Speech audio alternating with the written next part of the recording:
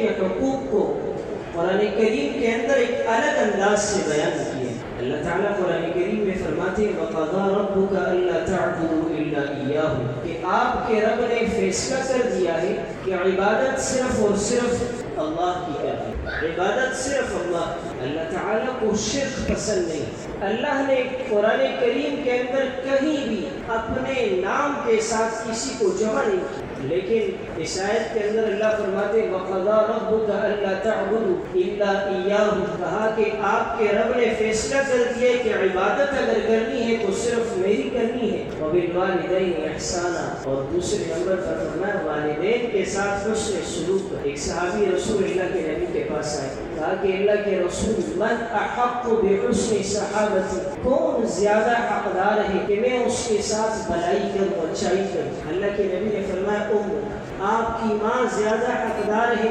کہ آپ اپنی ماں کے ساتھ حسن سلوک کریں۔ صحابی رسول نے پھر پوچھا اللہ کے رسول ثم من، میری ماں کے بعد مجھ پر کس کا زیادہ حق ہے کہ میں اس کے حقوق ادا کروں؟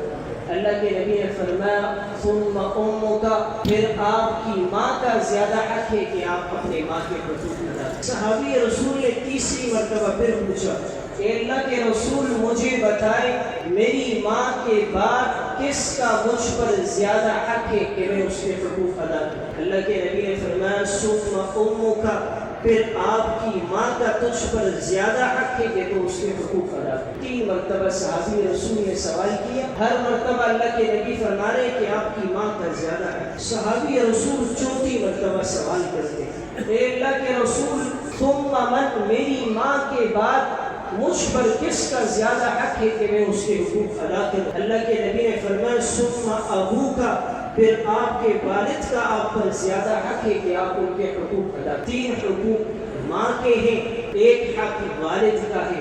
میرے نبی بار بار بتا رہے کہ ماں کا حق زیادہ ہے، لیکن یہی ماں ہے کہ جب بچہ شروع میں بولنے لگتا ہے اس کی زبان سے چند الفاظ نکلتے ہیں تو گھر والے خوشیاں تقسیم کرتے ہیں، مٹھائیاں بانٹتے ہیں کہ آج میرے بیٹے نے 2 بول بولے، آج میرا بیٹا بول پڑا ہے۔ لیکن یہی نوجوان بڑے ہو کر اسی زبان سے کہ جس کے بولنے پر ماں نے خوشیاں بانٹی، مٹھائیاں تقسیم کی، یہی نوجوان بڑے ہو کر اپنی اسی زبان سے اپنی ماں کو گالی دے، اپنی ماں کو برا بلا کہے، یہ ظلم نہیں ہے؟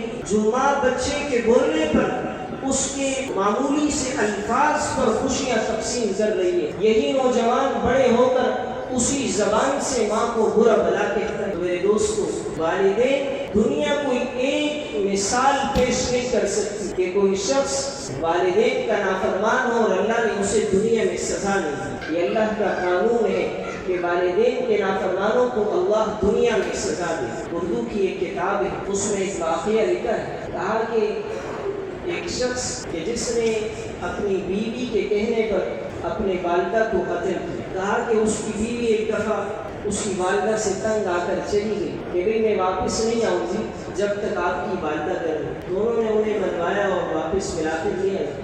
ایک دفعہ پھر وہ چلی گئی، جب دوبارہ چلی تو انہوں نے کہا کہ میں اس وقت تک واپس نہیں آؤں گی جب تک آپ اپنی ماں کو قتل کریں۔ تو اس وقت نے کہا کہ ٹھیک ہے آپ آ جائیں، میں اپنی ماں کو قتل کر دیتا ہوں۔ تو جب وہ واپس آئی تو انہوں نے اپنی ماں سے کہا کہ میں جنگل سے گھاس لاتا ہوں اور وہ میں اٹھا نہیں سکتا اکیلے، تو آپ آج میرے ساتھ چلیں تاکہ میں وہ آپ اٹھا کر میرے سر پر رکھ سکیں۔ ماں اس کے ساتھ چلی۔